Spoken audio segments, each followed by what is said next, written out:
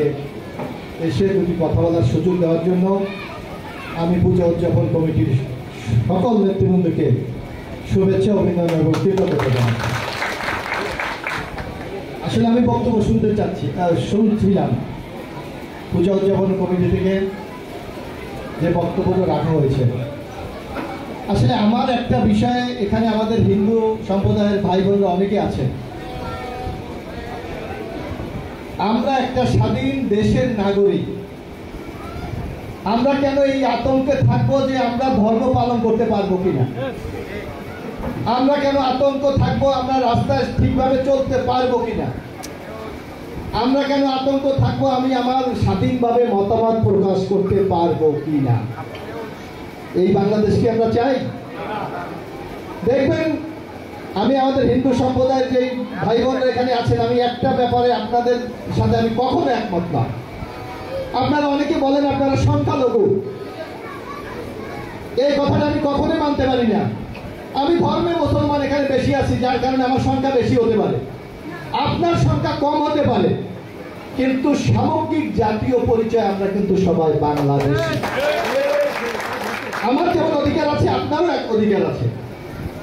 আপনার যে অধিকারগুলি আমার রাষ্ট্র আমাকে দিয়েছে, আপনাকে একই অধিকার ভোগ করার মতো সেই অধিকার কিন্তু আপনারও আছে। কিন্তু আপনারা কেন আতঙ্কে থাকবেন, কেন ভয় থাকবেন? 5 তারিখের পর আমাদের সভাপতি সাহেব এখানে সাবেক মেয়র হাজী হুমায়ুন শিকদার আছেন। আমি ঢাকা ছিলাম, একটা সরকার পরিবর্তন হয়েছে, সেই সরকারের অপকর্ম, অব্যবস্থাপনা, দুর্নীতি, দুঃশাসনের জন্য সেই দল দায়িত্ব নেবে, কিন্তু বাংলাদেশের সাধারণ মানুষ কেন ক্ষতিগ্রস্ত হবে? আমরা কিন্তু স্পষ্ট ভাষায় বলেছিলাম। আপনারা জানেন, কলাপাড়াতে আমি একটা রাজনীতি করি, আমি একটা আদর্শে বিশ্বাস করতে পারি, আরেকজন আওয়ামী লীগ করতে পারে, আরেকজন জামাত করতে পারে, আরেকজন জাতীয় পার্টি করতে পারে, এটা তার বিশ্বাস। এই বিশ্বাসটাকে সম্মান জানানো একটা মানুষের সবচেয়ে বড় গুণ হওয়া উচিত। আমার চাইতে ভালো লাগে, আপনার তো ভালো নাও লাগতে পারে, কিন্তু তার সেই মতামতটাকে আমাদের শ্রদ্ধা জানানো উচিত।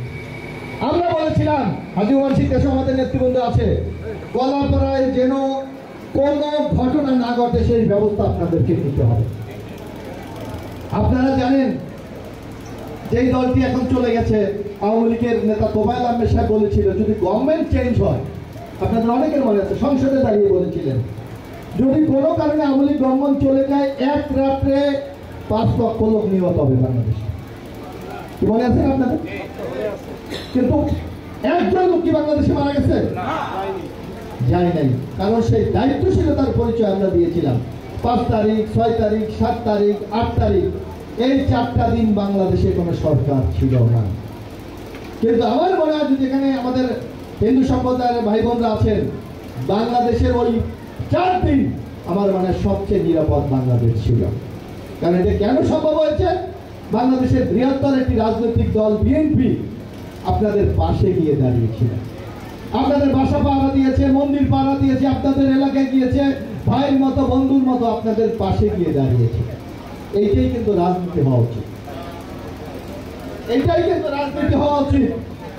আমরা আগামী দিনে আপনাদেরকে একটা নিশ্চয়তা দিতে পারি, কারণ বাংলাদেশের পারসেপশন তো একটা জিনিস আছে। মানুষ মনে করে কি আগামী দিনে যদি একটি অবাধ, সুস্থ, নিরপেক্ষ নির্বাচন হয়, বাংলাদেশের মানুষ হয়তো বিএনপিকে রাষ্ট্র পরিচালনার দায়িত্ব দিতে পারে, একটা পসিবিলিটি তো আছে।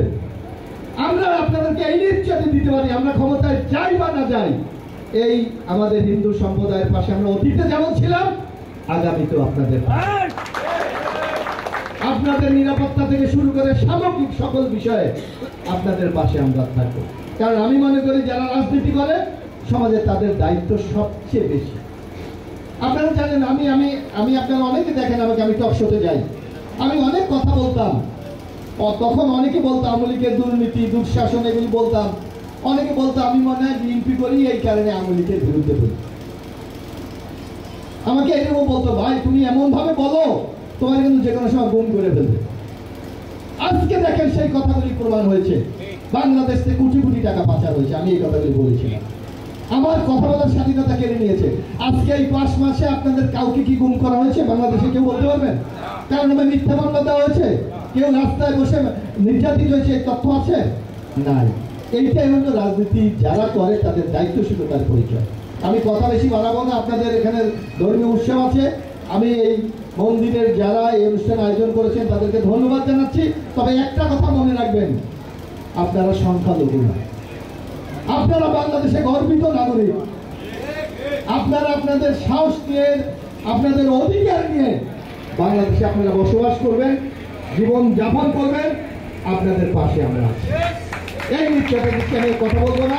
এরপর আপনাদের পূজার অনুষ্ঠান আছে, সবাইকে ধন্যবাদ। ইনশাল্লাহ আগামীতে